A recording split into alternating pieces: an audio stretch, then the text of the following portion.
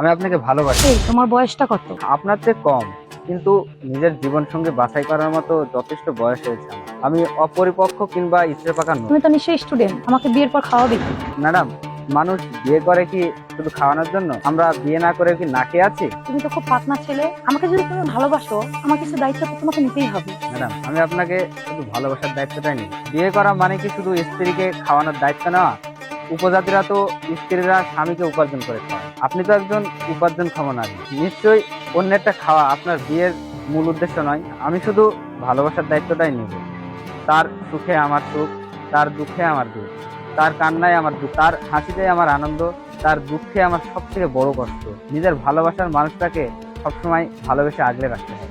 এরপরেও কি আমাকে আলাদা করে উল্লেখ করে দিতে হবে আপনার কি কি দায়িত্ব নেব? যাও, পড়াশোনায় মনোযোগ দাও। মাথায় যে ভালোবাসার পোকা ঢুকেছে সেটা আমাকে পড়তে দেয় না। আচ্ছা রনি, মানুষের মন্তব্যতে তোমার খারাপ লাগবে না?